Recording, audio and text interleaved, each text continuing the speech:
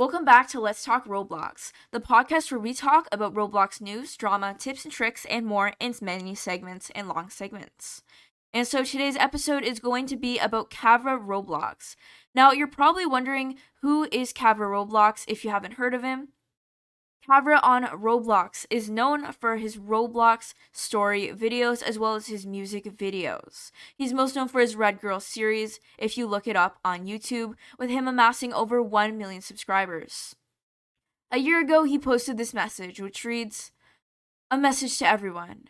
4 years ago today, my life changed for the better. I remember uploading my first story video and expecting nothing to it, but thanks to its ridiculous plot, it blew up and left my audience waiting for more. I was so motivated that within a few days I uploaded a second part and then another and another. This boost is exactly what I needed, which helps me to create these videos over the years. This amazing platform of Roblox and YouTube allowed me to reach an audience and community where I've been able to create so many games, developing functioning roles, make so many friends that have stayed by me over the years, and finally I've met so many loyal and dedicated fans." And last year, exactly a year ago, he said, "After some thought for a few months, I have decided to quit this summer. Why? I can no longer rely on video games anymore financially. Time committed is very straining compared to how much I earn. I want to focus on my final year of university, which approaches this September. Last year's study contributes heavily towards my final game." And so, it's been a year since he's made a video, and you're probably wondering, is he coming back? Well, he posted a response to Roblox RTC on Twitter, which reads, "Update. Kavra has DM'd us telling us what will be his future. He will continue creating experiences on Roblox. He hasn't officially quit his YouTube channel, but as of right now, YouTube doesn't really appeal to him." And it says, "I've not really been active as I've been focusing on my final year of study at university, but I'm graduating in August. Do you ever plan on returning?" And he said, "And since the end of my second semester in April, I've been a lot more available, so I've worked on all kinds of projects on Roblox." Roblox RGC asked, "Or are you just quitting overall forever?" And he said, "Well, I enjoy creating games on Roblox, so I'll try and continue that. But I don't really think YouTube has it out for me anymore." And then he said, "So are you never coming back to YouTube anytime soon?" And here is the answer that left many shocked. "Well, I never officially quit, so you never know," winking face. And so this means that Kavra's YouTube channel is essentially in an indefinite state right now, meaning he might come back, but as of right now, he doesn't really have the passion as to do those videos. Thanks for tuning in to Let's Talk Roblox, and I'll see you in the next episode. Hello everyone, and welcome back to Let's Talk Roblox, the podcast where we talk about Roblox news, drama, tips and tricks, and more. In today's episode, we'll be talking about the Cookie Run Ultimate Kingdom game on Roblox that had players winning a chance for $50,000, but with the catch, many people said, which people were angry over the fine print in this contest, which the Roblox contest was to create a game and you get $50,000. But there is a catch to all this, and you'll see later on in this episode. Let's get started. There is actually rules to this contest in which one lucky winner will receive $50,000 USD, which according to the website reads, "The winner will be chosen based off creativity, game mechanics, and how closely the game embraces the spirit of Cookie Run Kingdom. Bonus points are earned for the number of impressions your game receives, view likes and favorites, so be sure to share your creations. Winner will be contacted by telephone and email on the 11th month of this year." The contest is fishy from here, to be honest, because although the winner receives $50,000, there are a lot of things that people do not want to enter in this contest, hence why it has over 400 quote retweets at this time. The contest starts at 9 a.m. EST on July 12, 2021, and ends at 9 p.m. on October 31st, 2021. And it says, in the fine print,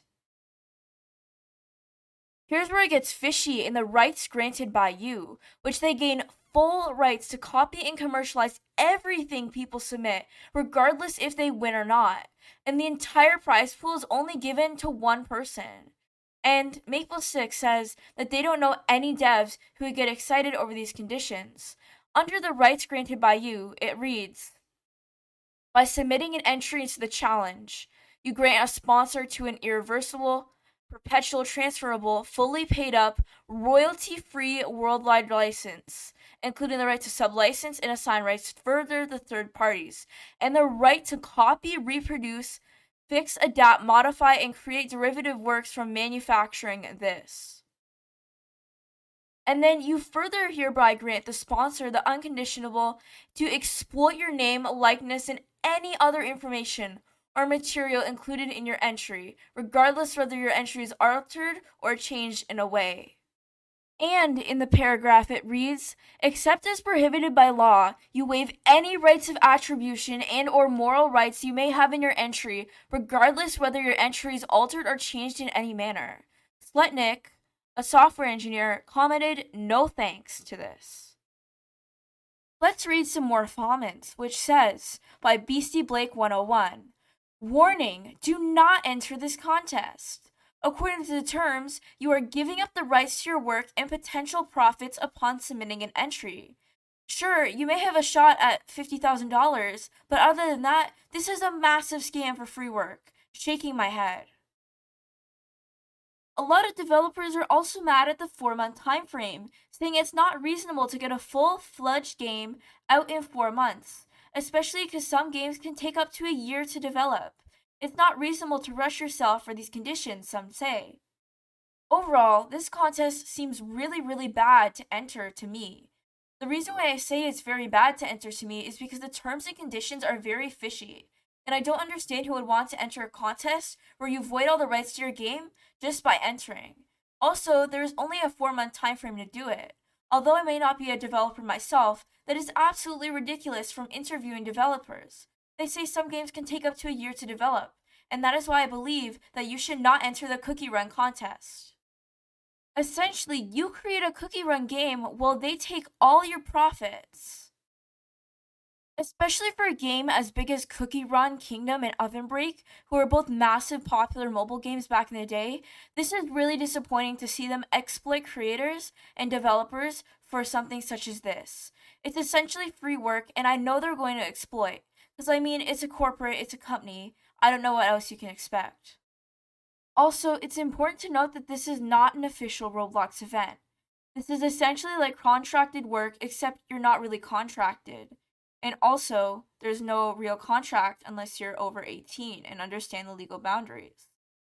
There are also rumors that the company hired some developers to make a game, but it didn't work out. So they're resorting to free contract work such as this to exploit developers essentially. So overall, it looks like Roblox was having none of that. Although the prize may be $50,000, it's not worth it because only one person wins that $50,000. There's probably going to be thousands of entries that don't even get compensation for their time, which is just awful. It should be around $5,000 for 5 winners. I think that would be pretty reasonable in my opinion, so that way they have more projects to source out. Although I do not agree with the terms of the contest, I do think that's a way you can kind of lighten it up a bit.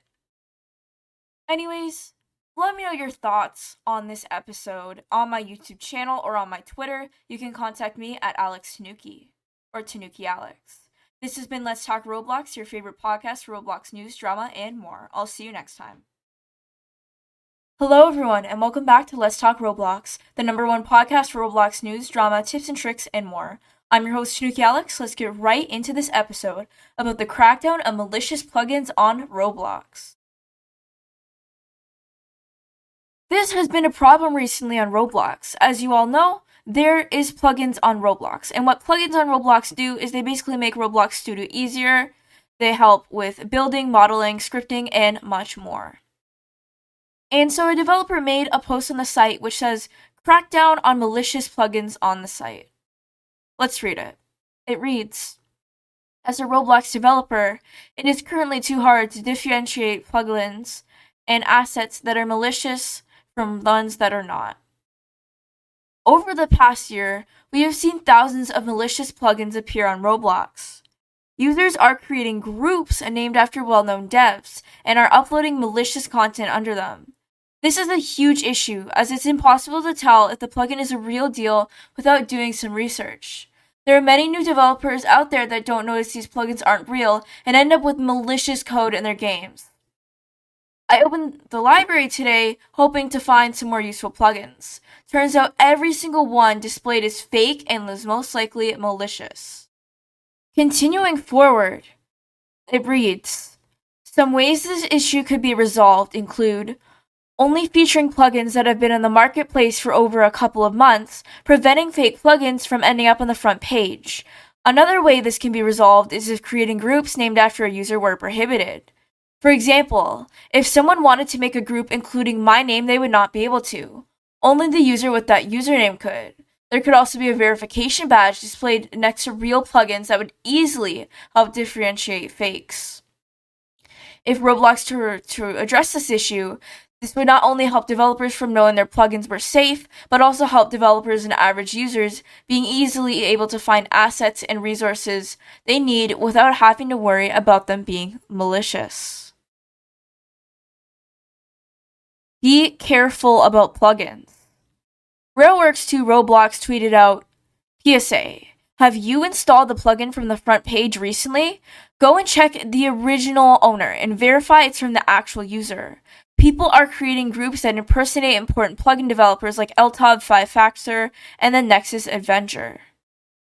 So, fake plugins are a real problem on Roblox, including Moon Animator, which you probably see in a lot of Roblox machinimas, has been copied numerous times. What these basically do is they'll insert code into your game that may steal the game, and also they insert code that may break the game entirely because people are trolls and people are mean, to be honest. So guys, remember to check the source of your plugins and where they come from. This can be a very big issue, especially if your game has malicious code. It can break the game or even steal some of the assets from your game. That's how powerful code can be, and I'm not even joking when I say this. Please be careful. I hope Roblox moderation does something about this personally, because this is a big issue that needs to be solved. Thank you so much for watching Let's Talk Roblox, your favorite podcast for Roblox news, drama, tips and tricks, and more, and I'll see you in the next episode. Bye! Hello everyone, and welcome back to Let's Talk Roblox, your favorite Roblox podcast for Roblox news, drama, tips and tricks, and more. I'm your host, TanookiAlex. Let's get right into the episode. Today's episode is going to be about Roblox China, which is otherwise known as Lubao, and much more, including there are free items that you can get from Roblox China as part of their new celebrations. We'll also be talking about China exclusive events and much more. I hope you enjoyed today's episode, and let's get right into the news. Which says Lubao, Roblox China, will officially launch at 8 a.m. on July 13, 2021 in partnership with Tencent. Roblox.cn is the link. The initial release will include a crossover event with Nezza, a Chinese animated film. According to the description, you can join the event experience on 9 different days and collect a puzzle piece each day to receive the exclusive Nezza avatar bundle via Bloxy News. This movie is very popular in China. The description reads, here comes the Nezza. Break everything right and wrong. Your fate is on your own. Running, jumping, the Atlas of the Cosmo is waiting for you to conquer. Beat the obby to collect magic weapons. Wander in the Atlas and collect puzzle pieces. This is a special event from 2021 7/13 to 2021 8/12.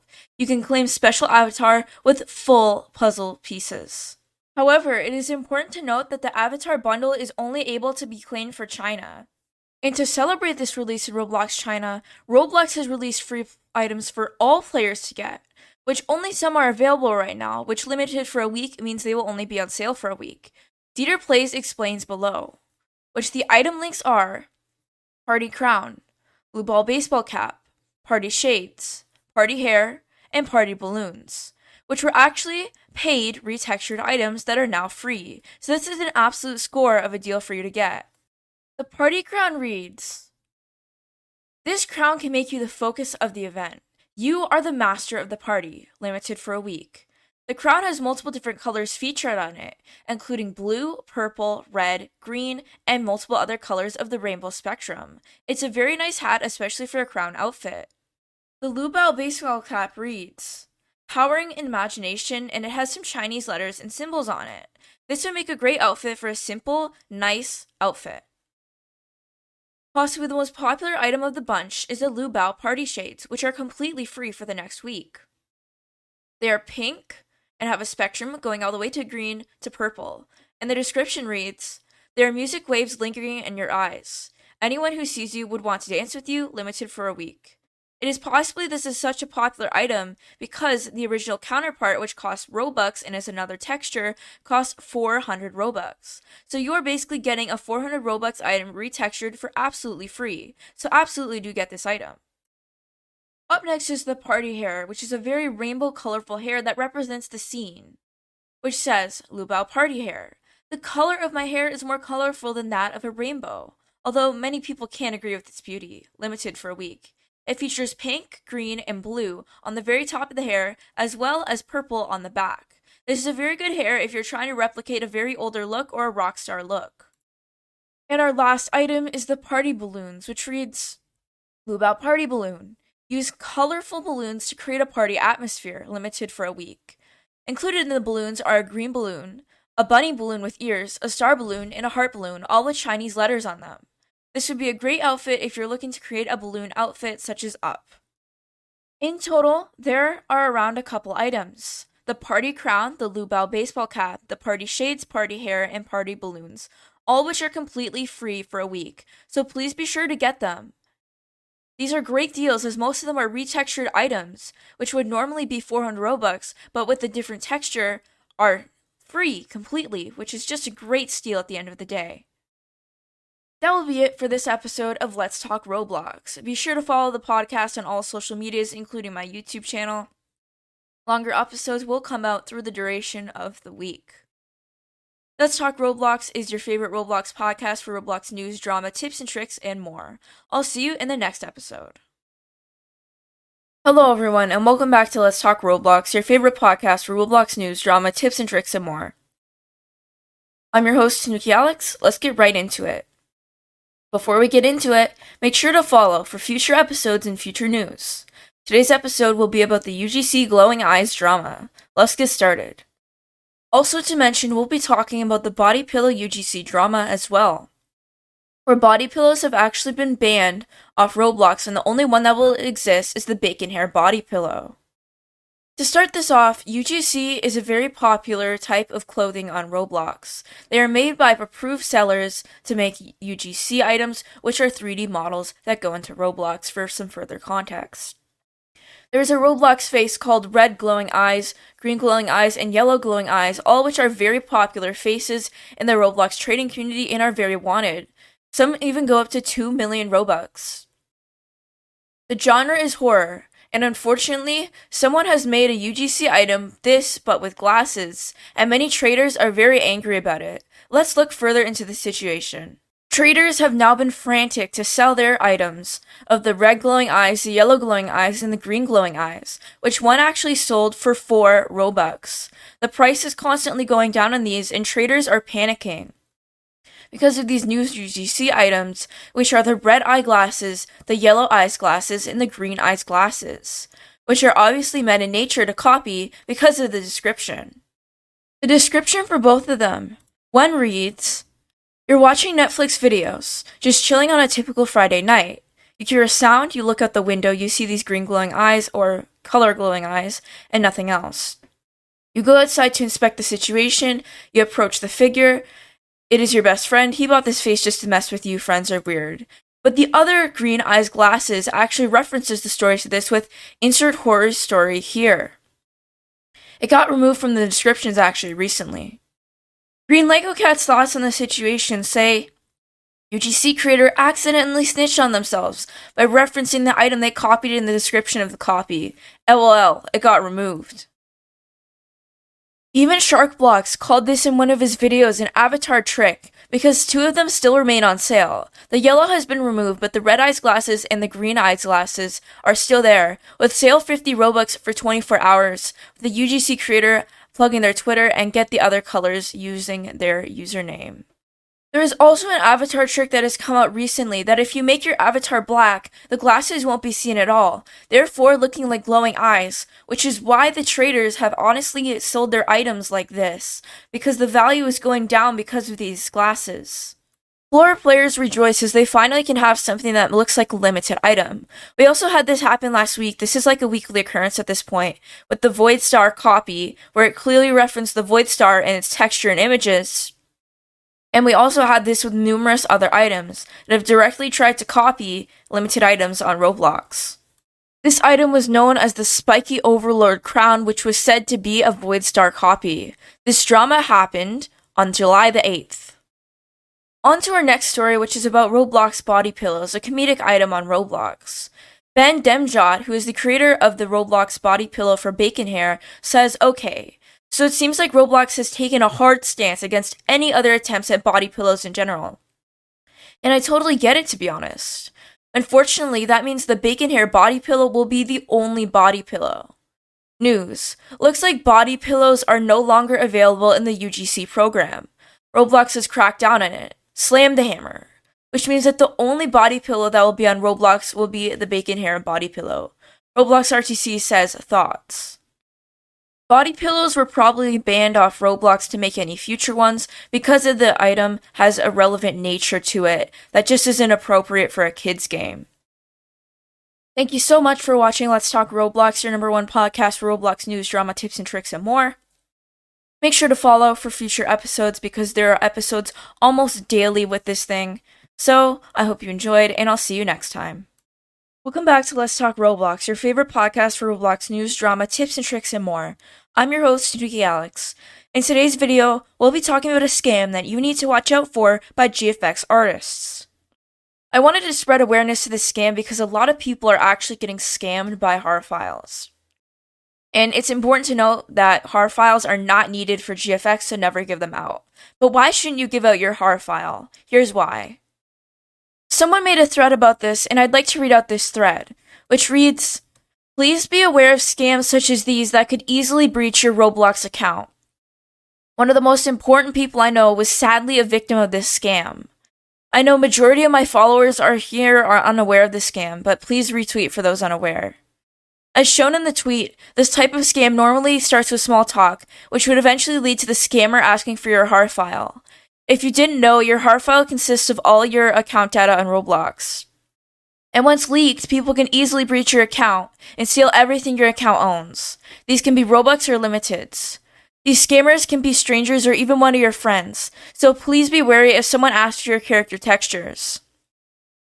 As in the first place, they do not need you to export your character textures. We GFX artists only need your username to make GFX of you. We use Roblox Studio to export your character as OBJ and MTL files to use for FX. Never use HAR files. If a person asks you for your HAR files, please block and cut all contact with them. However, if you've already given your HAR file, change all your account security passwords and turn on different security measures. So what are HAR files essentially, as we explained? HAR files contain sensitive data, which is content of all the pages you downloaded while recording. Your cookies, which will allow anyone with the HAR file to impersonate your account, and all the information that you submitted while being on the site, which is personal details, passwords, and even credit card numbers. So please, please do not give out your HAR file. I just wanted to make this episode real quick of Let's Talk Roblox because a lot of people have been falling for this scam recently. Although this is not new, you guys should know about this because it is a big issue in the Roblox community, especially with HAR files, that needs to be brought awareness and attention to. Make sure to follow our podcast for Roblox news, drama, tips, and tricks like this and more.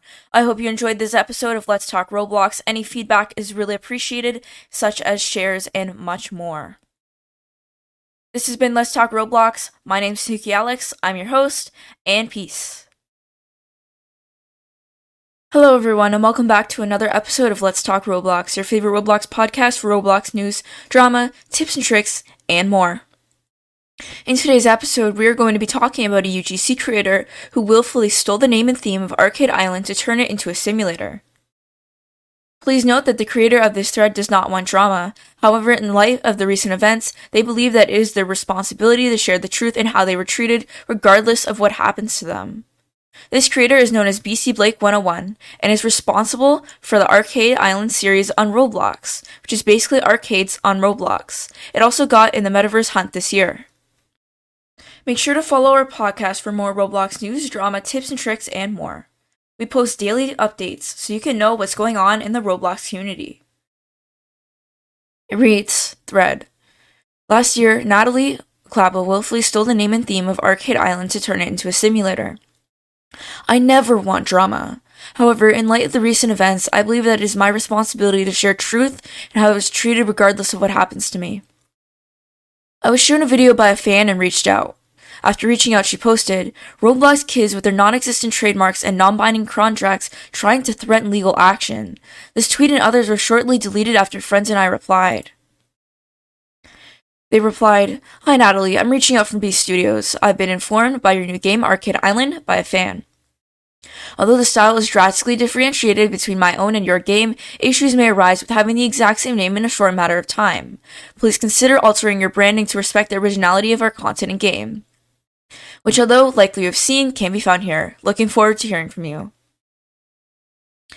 Beastie tweeted, Extremely unprofessional. I attempted to stop this from getting ugly, and you chose to act unprofessionally. Arcade Island is not trademarked. However, that does not take away that you have mimicked my original name and branding. At the time of posting this thread, several tweets under Play BBP, her studio, tested the upcoming game are still up. Here's one of those tweets. With 2 more message requests from myself, 2 years later and 2 weeks later, I finally received a response. This response seemed rather random, stating that the game was originally going to be called Trampoline Island. It is generally frowned upon to copy the title of an established name. Arcade Island at the time had been out for a while. It was also in the Play Together sort for a few weeks. It was number 1 in search results for Arcade Island and number 2 for Arcade. A simple search would show the original title of my established game. The description of the game was also oddly similar to on my own and how it was laid out. Comparing the 2 descriptions, it seemed that my description was used as a reference. There are emojis in the descriptions, and play over 15 working arcade games, play games the arcade, earn tickets, etc. I replied back to Natalie, and honestly looking back, I wish I would have stood up for my own work more. I believe that I had around 100 followers at the time. Admittedly, I was very nervous, and I began to accept her proposed resolution too quickly. Hi Natalie. Before you begin, I appreciate you taking the time to message me back, and I appreciate your consideration to come with a resolution to this issue. That being said, I must say, being ignored for nearly 2 weeks now is not only frustrating, but stressful for myself and the remainder of the team. This for a period of time, as well as other unprofessional, unethical, quickly deleted posts, including Roblox kids with their non-existent trademarks and non-binding contracts trying to threaten legal action, and best decision anyone could ever make, are comments that I can confidently say no developer, regardless of status, should be making, whether indirectly or directly. In regards to the game, you, Natalie, you are the only person who knows where the origin of your game came from. Although the evidence points against you not knowing, including the time my game was out for the public to play, the game descriptions being similar in design agreeable upon audiences other than myself, my game appearing in the number 1 search result for Arcade Island, and number 2 for Arcade, only you have the truthful answers to taking the roots of your game. Taking a look at your commissions for ads and logos, and although you continue to hire artists long after my message, as well as looking up your logo designer and finding the majority of his products cost $10 according to his page, I'm somewhat willing to agree that rebranding would be a pricey situation. However, in the whole development in my team are willing to come to possible terms adding simulator to your own game. I'll be further contact with my development team to hear their final thoughts.